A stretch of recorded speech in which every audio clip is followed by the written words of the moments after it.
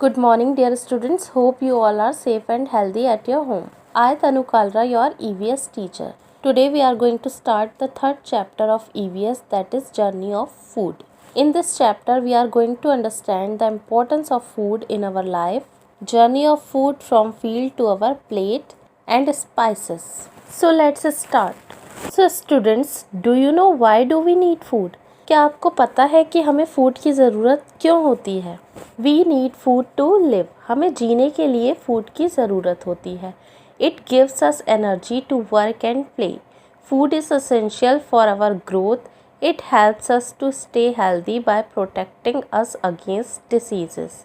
Food से हमें किसी भी काम को करने के लिए और खेलने के लिए एनर्जी मिलती है. फूड हमारी बॉडी की ग्रोथ के लिए बहुत ही ज़रूरी है. ये हमें डिसीज़ से बचाता है, जिससे हम हेल्दी और एक्टिव रहते हैं. अगर हम फूड नहीं खाएंगे तो हमें एनर्जी नहीं मिलेगी और हम कोई भी काम नहीं कर पाएंगे. सो फूड हमारे लिए बहुत ही ज़रूरी है. Smita had cornflakes, bread and milk for breakfast. Smita ने ब्रेकफास्ट में कॉर्नफ्लेक्स, ब्रेड और मिल्क लिया. She had dosas and idlis for dinner. और डिनर में उसने इडली और डोसा खाया. When she was having her dinner, she wondered how the food she was eating reached the plate. जब वो डिनर कर रही थी तब वो सोच रही थी कि जो फूड वो खा रही है वो उसकी प्लेट में कैसे आया. She asked her grandmother to explain the process to her. उसने अपनी ग्रैंडमदर से पूछा कि फूड हमारी प्लेट तक कैसे पहुंचता है. उसकी ग्रैंडमदर ने उसे बताया कि जो भी फूड हम खाते हैं वो एक लॉन्ग जर्नी से होकर हमारी प्लेट तक पहुंचता है. So now let's start about journey of food from field to our plate. The food we eat goes on a long journey before it reaches our plate. जो भी फूड हम खाते हैं वो हमारी प्लेट तक पहुंचने से पहले एक लॉन्ग जर्नी से होकर गुजरता है.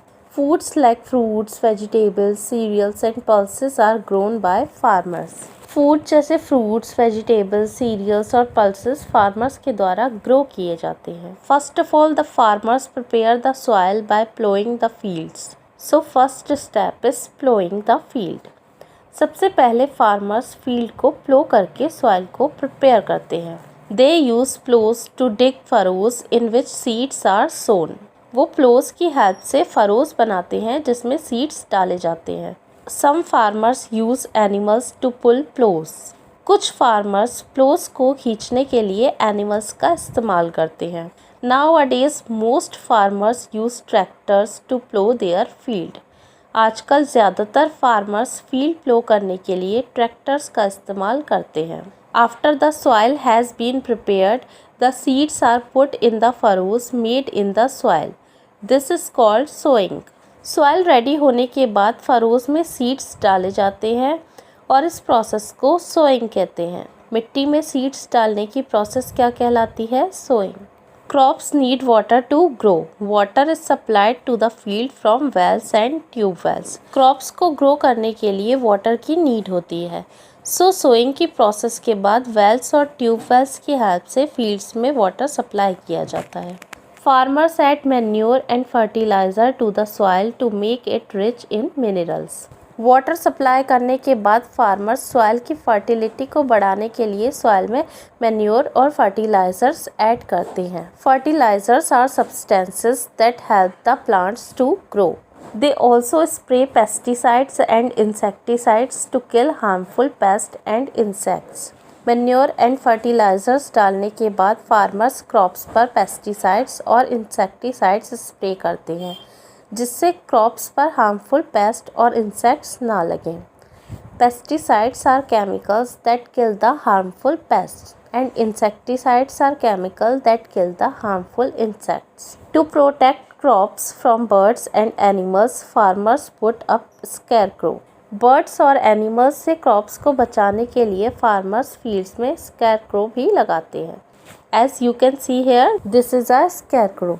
When the crop is ripe it is cut. This is called harvesting.